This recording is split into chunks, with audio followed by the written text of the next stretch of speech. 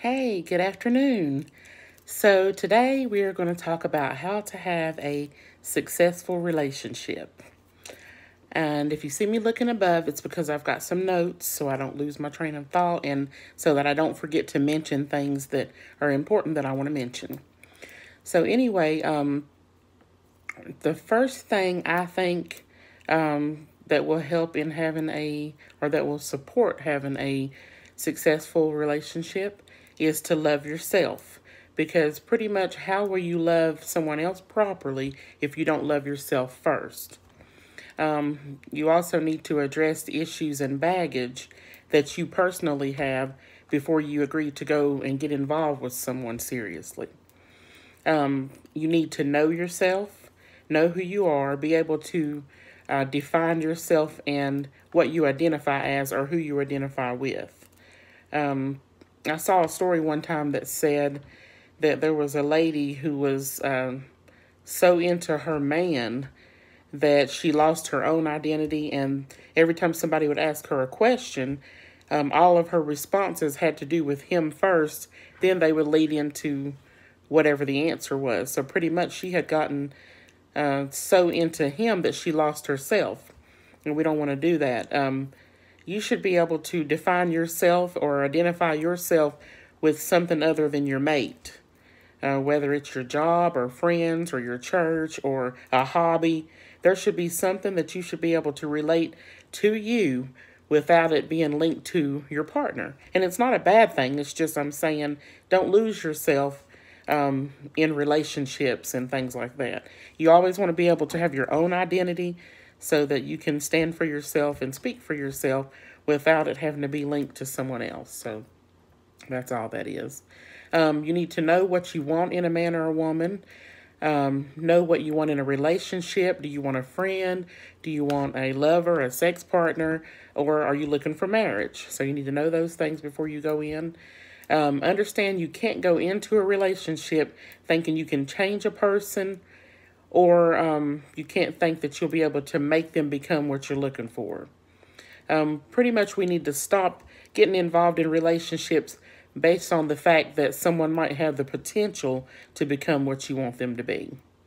There's a few skills that I believe it takes. Now, these are all based on my opinion, some general Google research that I've done, and everybody's entitled to their own opinion. If someone completely disagrees with everything I'm saying, that's fine, because I respect everybody's opinion and I respect everybody's own voice. And so I'm not saying these are set in stone. This is what it should be. This is just my opinion, and I wanted to share my opinion with you. So, but anyway, there's a few skills that I believe that it takes to maintain a good or successful marriage. One of the main ones that I personally have come to see is very important is communication. You need to talk about things when you're bothered or have concerns. Suppressing them or ignoring them, they are eventually going to come up, and it just causes problems later if you wait until then or wait till later to mention them. So as they are on the surface, just go ahead and talk about them and mention them. Also, like I said a few minutes ago, you want to address any issues or baggage that you have. You definitely want to make your mate aware of any unresolved issues, any unaddressed baggage that you've got. For instance, you don't want to go into a relationship and then 6 months down the road you let somebody know you're married, or you let somebody know next year that you've got kids. Those are very important things that could cause trouble later if you don't go ahead and address them. Another thing that I found in research that people hide a lot when they get involved in relationships are mental health issues. Mental health is not a bad thing. I know that in the past, people look at mental health as a bad thing. They want to call people crazy and this and that. But anymore, mental health is becoming so common that it's just, therapy is good. And the research on it is very informative, when you get into looking into mental health and things like that. But anyway, that's one thing that you definitely should not hide, because what if you're in this perfect or really good relationship and later on your partner has to find out from behaviors and actions that maybe you're schizophrenic or something? Because pretty much if it's something that serious, you want to let them know up front, because they would need to make a decision whether or not at that time they would want to continue the relationship knowing that that's what it is. Now, if you're in the relationship with the right person who is for you and about you, you can tell them that you're schizophrenic, bipolar, or whatever it is, and they will just be willing to embrace it, learn about it, study it, so they can know you better and know how to support you in it. And so, but definitely don't try to hide something like that before you go into a relationship and mention it later, because behaviors and actions will come out at some point and you'll have to explain yourself. And then you could have put all this time into the relationship only for it to get ruined down the road because those things surface. So, communication is important in that. And share necessary info with your partner or your spouse about your day or your week. For instance, I'm not saying report everything to your partner that you're going to do or your spouse, but just important things or highlights of what's going on through the week. It don't hurt to mention it. Like if you got to go out of town for work and you've known that for 2 weeks, why would you want to wait for until the night before you have to go to say, oh, by the way, tomorrow I'm leaving for Texas for 3 weeks? You know, just be considerate and have common courtesy, and remember to mention those things to your spouse. Or something as simple as, it don't have to be anything that extreme, just any little thing you do want to mention it, like if you're off work on Friday and it's Sunday night, it's okay to go ahead and just, oh, by the way, I'm off work Friday. So anyway, just simple thing, just communication. All that falls under communication. Another important thing is arguing fairly. Now, whether it's an argument, a simple disagreement, or whatever you want to call it for you and yours, those things will happen. And so pretty much if there's arguments going on, disagreements, and things like that, there's no need to get completely alarmed thinking the relationship's over or, oh my gosh, how are we having an argument? Those things are going to happen. At some point in every relationship, there will be some sort of argument, some sort of disagreement, or some sort of something that you all cannot find even a common ground on. And so just do it fairly when it happens, meaning take time to definitely avoid name calling and yelling. Understand going in that you don't always have to be right or get the last word in, and it's okay to agree to disagree. So, compromise. Things don't always have to go your way. You can give up movie night and watch football. That's a compromise, pretty much. Or you could do dishes when you usually don't do them and take out the trash instead, and the other person could do the opposite. Just little things to compromise on, to help each other out, or, just show some appreciation doing those things, or show that you're willing to compromise and let them have their way for a change, just different things like that. Sacrifice.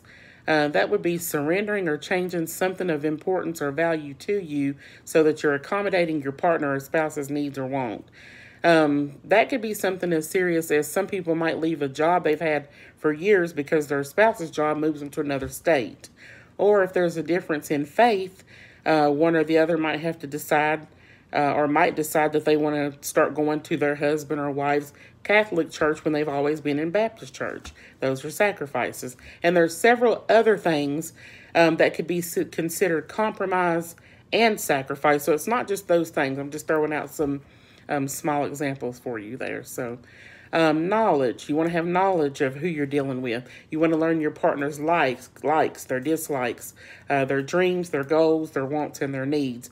The more you know and are willing to learn about your partner, the better you'll know how to serve them. And by serving them, I just mean just being there, doing your husband-like or wifely duties. The more you know, the better person you will be at your role in the relationship.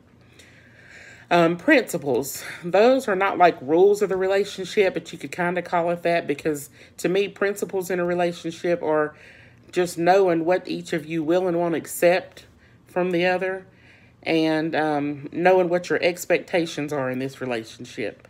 And those will be different for everybody, so you all would have to discuss those on your own. And my two big ones are that I would not accept cheating.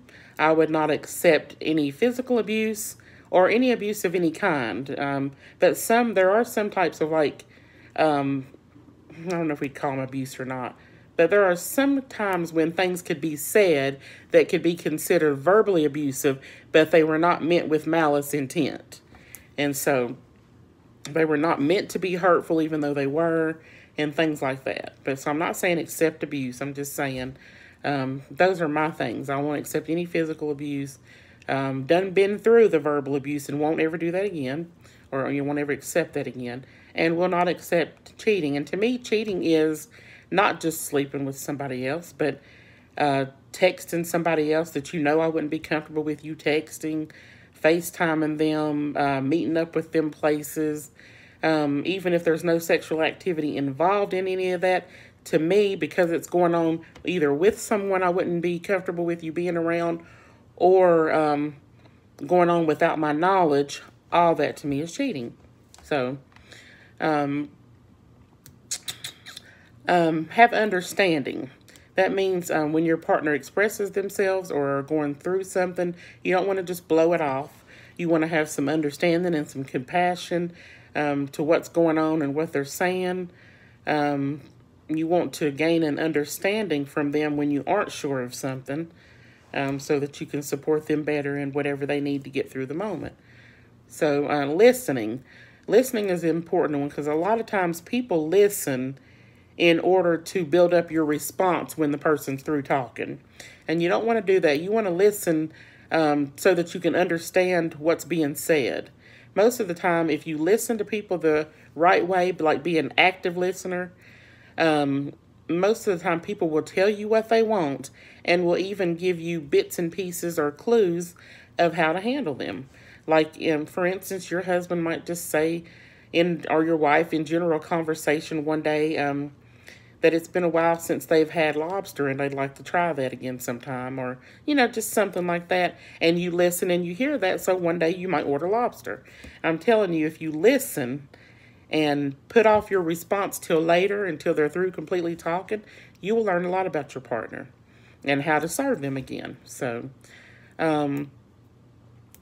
let's see. You also want to pay attention to triggers. And those could be things that are sensitive when they're mentioned. That way you can know next time, okay, last time I mentioned that, it kind of was a sensitive subject or issue, so I need to bring this up with care and consideration of timing, the moment, and the location of where we are before I should mention that. And you also want to make sure you're mentioning it in an appropriate way if it is a sensitive subject. And you can pretty much catch people's triggers by when you say something, how they react, whether it's a mannerism or something like that.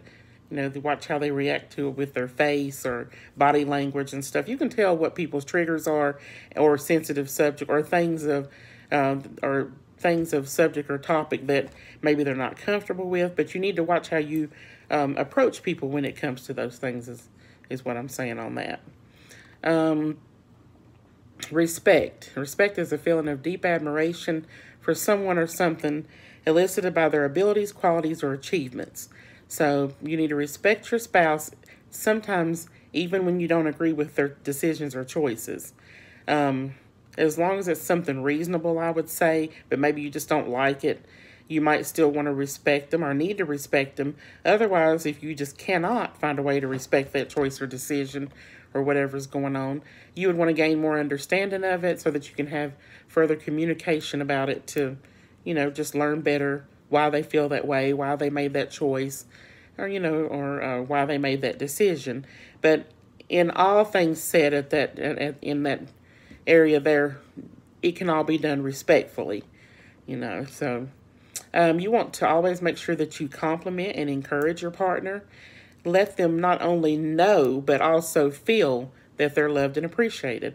And that's on both ends. The wife wants to be appreciated, the girlfriend, the boyfriend, the husband. We all want to feel appreciated, and we all want to know that we're loved. So anyway, that's all I have for you today. I know that was quick and it was short, but I just wanted to reach out to you again and just give you some information I researched so that I could share that with you, I guess. Anyway, thank you all for watching. Thanks to all my subscribers, all our subscribers. And don't forget to like our videos, subscribe to our channel. Oh, and there's a little bell beside it where it says subscribe. If you click that little bell, you'll get a notification every time we post so that you don't miss anything. I hope you all enjoyed the videos with Sadiq the other day. I told you all that he would get on at some point and speak to you, and he did that in 2 videos. If you haven't seen them yet, it says Meet My Honey or Meet My Man or something, and then there's Meet My Man part 2. And he speaks and gives some really good information on those videos as well. Also, my mother-in-law's in them, and she is something else, so you all probably get a kick out of her. But other than that, I hope everyone has a blessed day, a beautiful rest of the week. We look forward to posting more, doing more videos for you. If you have something you want me to research and speak on, just give me comments below. Let me know about it, and I will check into it, see what I can come up with for you. As always, this is nothing set in stone. I'm no type of professional. I'm giving my own personal opinion, thoughts, ideas, suggestions, or whatever in everything that I post. So I don't claim to be any type of certified at this kind of stuff. It's all for just fun. Just want to share and let you all be a part of our journey. So anyway, thanks for your time. Have a great day, and I will post again soon. Thank you.